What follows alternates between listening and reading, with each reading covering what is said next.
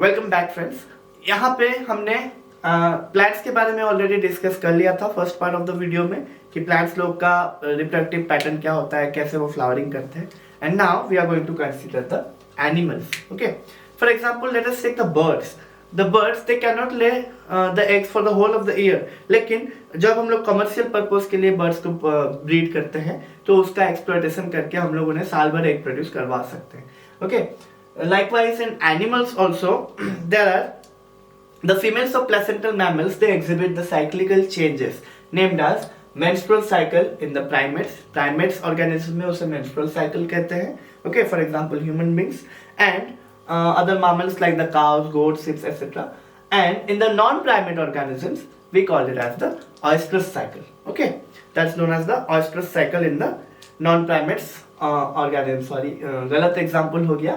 Non primates में जाएंगे वो सिप वगैरह, and in primates we can consider as the human beings and chimpanzees, gorillas etcetera. Okay, accordingly there are organisms which could be seasonal breeder और continuous breeders. Okay, some organisms are seasonal breeders, which means during the whole of their reproductive phase they are not actively reproducing. Okay, they reproduce only under favorable conditions during their reproductive phase, but there are continuous breeders which are active throughout their reproductive phase. वो अपने पूरे reproductive phase में कभी भी reproduce कर सकते हैं। Okay, those are known as the continuous breeders. For example, the chimpanzees, gorillas, orangutans with the human beings, all these are continuous breeders. And seasonal breeders में जाएंगे goat, horses, all the cattle, pigs, etc. Okay, so that we all are growing, we all are living, and we all are reproducing. Okay, at a particular phase of the life called the reproductive phase. But what happens after that? As the reproductive phase comes to an end, we will show the parameters of the third phase mentioned earlier, which is the senescence phase, which will lead to the death of the organism. Okay, the old age phase is known as the senescence phase, in which the body metabolism slows down and ultimately the body will die. Okay, the cells of the organism will not perform any functions and it will die. In both the plants and animals, जितना भी अभी तक discussion हुआ है, we also know that for all these changes nothing but the hormones are responsible. Okay, hormones are responsible for the transitions between the three continuous phases and between the interrelationship between all the phases, and hormones are also responsible for the process of reproduction also. Okay, so next, proceeding forward, we will know about the phases of reproduction. Okay, or the events in sexual reproduction. What are the different events? All the events which are occurring during the reproduction process can be classified as three groups: pre-fertilization events, okay, then the fertilization event, it is a single event, fertilization, and the post-fertilization events. Okay, pre fertilization means fertilization के पहले के events, जिसमें जाएंगे दो चीज: gametogenesis, which means the formation of gamete, and gamete transfer, in which one of the motile gamete will move to the other gamete for fertilization. Fertilization means the fusion of gametes. And in the post-fertilization events, the zygote will be formed, and the zygote will develop into an embryo by the process of embryogenesis. Okay, so these are the simple terms. Pre-fertilization events, gamete formation will be occurring, which is known as gametogenesis, and the gametes will be transferred to meet with each other. Fertilization, the fusion of the male and female gametes, and post-fertilization events में the zygote will be formed, and embryogenesis, which means the zygote will develop into an embryo. Okay, so in the gametogenesis process in sexual reproduction, two kinds of gametes are produced, the male gamete and the female gamete.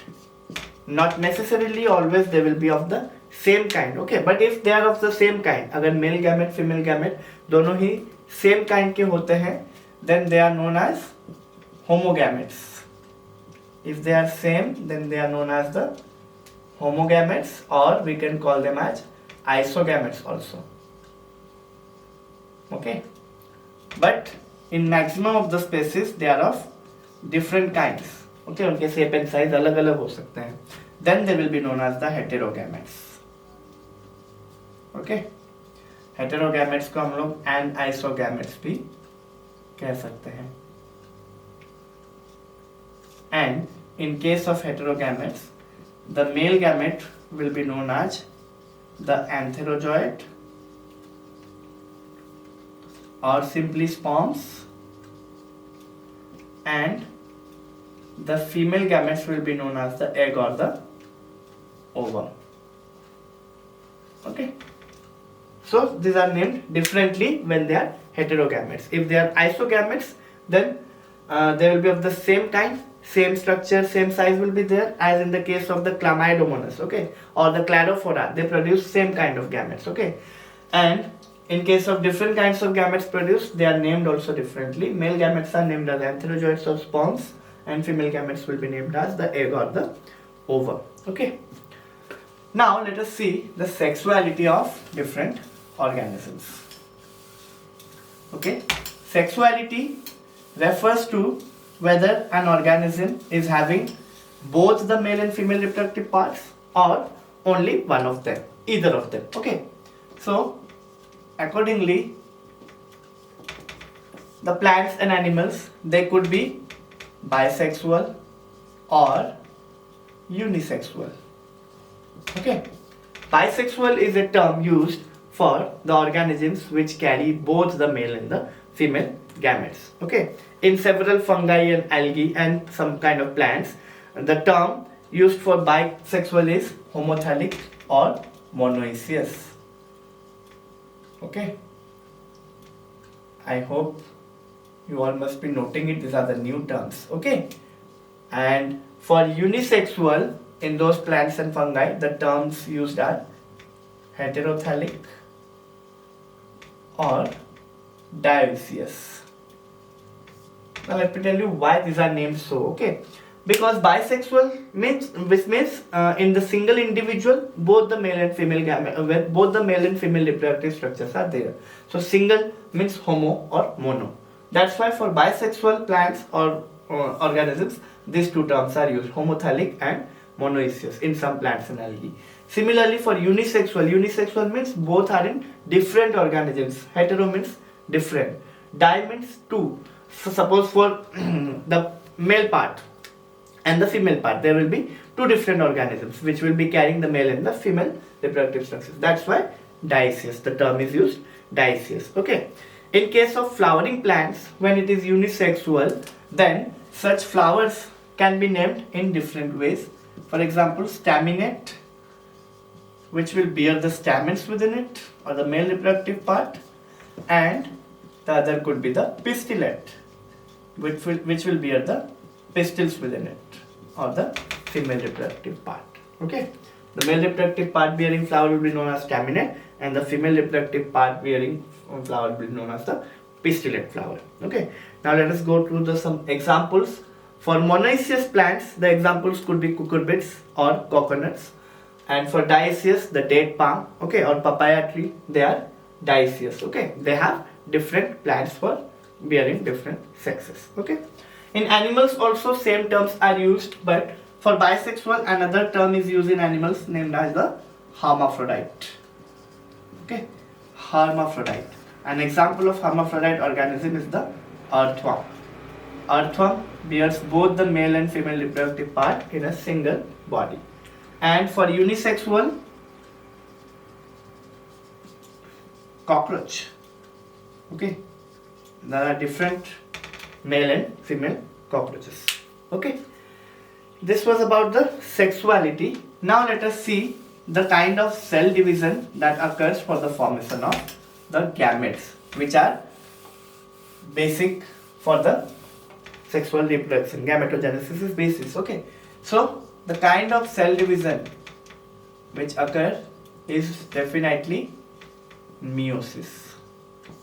Okay, meiosis is a reductional kind of cell division in which what happens, the male and female gametes are produced by meiosis division, which means reductional division, in which the parent cell divides into two equal cells or two halves of the cells, and in which the chromosome number will be reduced to half. Okay, in meiosis, the two cells produced at the end of the meiosis, they will be carrying only haploid number of gametes, haploid number of chromosomes. For example, a human cell have 46 chromosomes. After doing meiosis, it will bear only 23 chromosomes. Okay, so suppose in case of diploid organisms which have a full set of chromosomes in their body, so they can do the cell division meiosis for producing gametes which are haploid. But what about the haploid organisms?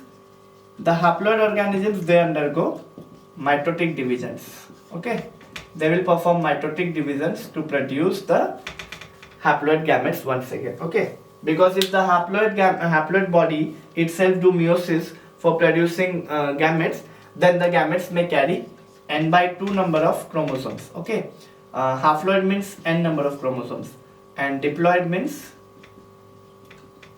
2n number of chromosomes. These are general denotions for diploid and haploid. Okay, so if the haploid organism also do meiosis for production of gametes, then the gametes will carry n/2 number of chromosomes, which is not feasible at all. Okay, again, when the after mitotic divisions gametes are formed, and when the gametes fuse, then the diploid body is formed. Again, the diploid body undergo meiosis to produce haploid sporophytes or spores body. Okay, this is what happens in haploid organisms, and in diploid organisms the meiosis occurs. Meiosis can occur in specialized cells named as the meiocytes. Okay, these are the specialized mother cells called meiocytes. Specialized cells meant for gamete formation only. Okay, so here the meiocytes will be diploid. Okay, and after undergoing meiosis, it will form haploid gamete. So if I give you the number of chromosomes in a meiocyte, you can calculate the number of chromosomes in a gamete. Similarly, if the number of chromosomes in a gamete is known for a particular species, then we can find the number of chromosomes in meiocytes. Okay, for example, human beings have 46 chromosomes in their meiocytes, so they will definitely have 23 chromosomes in their gametes. Okay, this was all about gametogenesis. Now let's move to the next process of pre-fertilization event, that is the gamete transfer. Okay,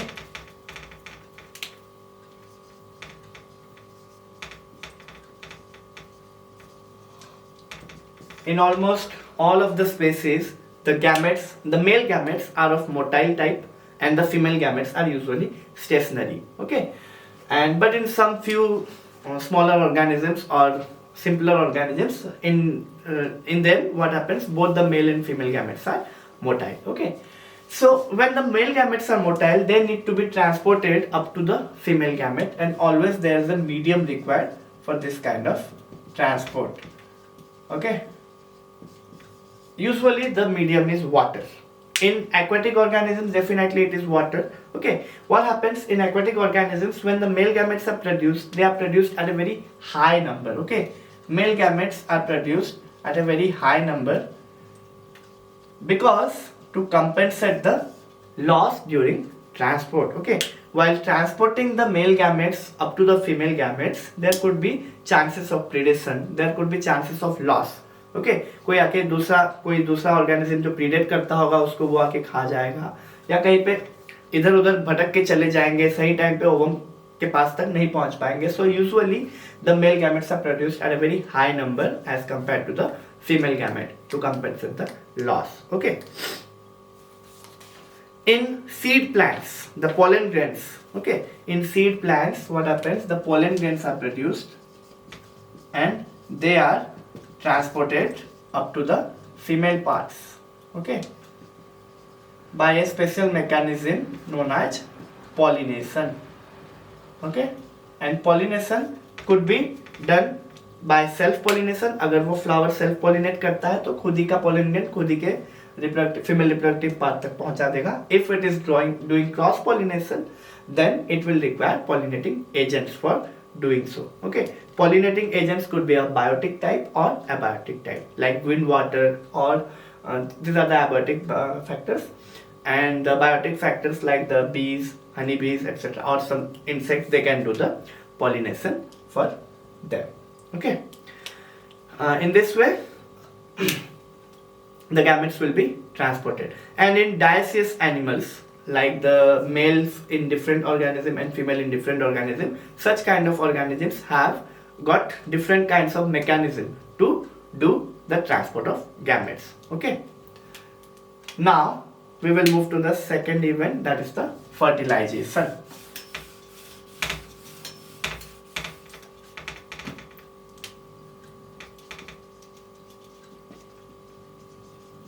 Fertilization is otherwise known as syngamy.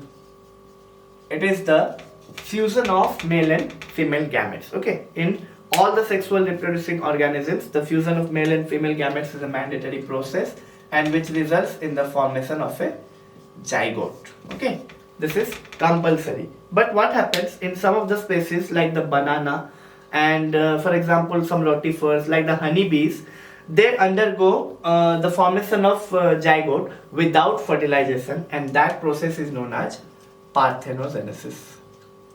Okay, by parthenogenesis they produce new individuals or new organisms without the fertilization of the egg. Okay, that's known as parthenogenesis.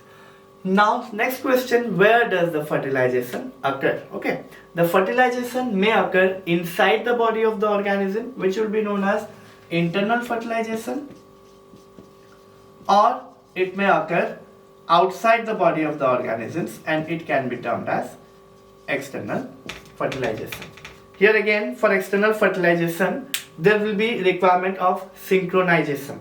The male and female gametes should be maturing at the same time, and they will be releasing at the same time for better chances of fusion or fertilization. Okay, and in internal fertilization also, there's another medium required for the transport of the gametes. Okay, usually the female gametes are stationary here also, and within the female reproductive tract only the male gametes are released. Okay, in internal fertilization. Okay, in most of the terrestrial organisms we can see internal fertilization, including human beings, and external fertilization is seen in most of the aquatic organisms. Okay, so these are the kinds of fertilization based on where they are occurring. Where does syngamy occur? Internal and external. Now moving on to the last part, the post-fertilization events. Okay, in the post-fertilization events, the zygote is being formed and the embryo is being formed by the process of embryogenesis. Okay, the formation of zygote is the result of the male and fusion of male and female gametes, and always remember the zygote is a single cell, but it will be diploid by nature. It will be having full set of chromosomes. Okay, it will be a single cell, but it will be diploid, and it is the connecting link between two consecutive generations. दो consecutive generations का connecting link होता है zygote. Okay, without zygote no second generation can be started. And another important thing, all the living organisms start their life as a single cell called as the zygote. Okay, this was it. In certain organisms like the haplontic life cycle जो follow करते हैं, जो organisms haplontic life cycle follow करते हैं, उनका क्या होता है, the zygote divides meiotically. Okay, the zygote will divide meiotically to produce haploid spores, and then that will grow into haploid individuals. Okay, next process is embryogenesis, or the formation of embryo. Okay, here also two things happen. First thing is cell division, and second one is cell differentiation. Okay, cell division is common because the zygote will undergo repeated divisions, which will be mitotic division, to produce many number of cells for growing into an embryo. And cell differentiation means allocating the cells with their different kinds of functions. All those cells will group together to form different kinds of tissue to perform specific functions, and then from tissues new organs will be produced. New organs will give rise to new organ system. It is based on what is the level of organization of that organism. Okay, on that basis cell differentiation occur in different organisms. So these are the two basic processes which are required for formation of an embryo. Okay, now lastly two more things will be discussed. The animals, they could be oviparous or viviparous. Okay, common terms you might have learned earlier also. Oviparous, which means they will be laying their eggs. The eggs will be surrounded by a calcareous cell which is protective in nature, within which the zygote will be developing, and after a period of incubation the zygote will become embryo and it will hatch out of the egg. Okay, in this parental care is not so possible, but in viviparous organisms what happens, like the reptiles, like in the human beings, say what happens excuse me. So in viviparous organisms the zygote is developing into an embryo within the female body, within the mother's body, and it will be, after growth and maturation, it will directly delivered out of the mother's body. And here in this case special care is provided to the developing zygote, and hence survival, better chances of survival are found in the viviparous organisms. Okay, lastly in the flowering plants there are few changes occurring. Okay, like the zygote will become the embryo. This is what I am talking about, the flowering plants. Okay, in the flowering plants the zygote becomes the embryo, the ovules will become the seeds. Okay, ovules are present in the ovary. That ovary will be developing into a fruit, and the fruit will develop a covering outside it named as the pericarp. A protective covering is developed outside the fruit which is known as the pericarp. Okay, these are the four basic changes that occurs post fertilization in a flowering plant. Okay, lastly what happens, the seeds will be dispersed out of the fruit, or after eating fruits we will throw the seeds outside, then under favorable conditions they will germinate to get new plants. Okay, so this was all about the reproduction in organisms. We learned about pre-fertilization events, fertilization, and the post-fertilization events of different kinds of organisms, plants and animals. And also we know about sexuality of different kinds of organisms. Some organisms are unisexual and some are bisexual. We also learned new terms, what are used for them. Okay, so this was the first video for the series and I hope you all like it. Thank you all.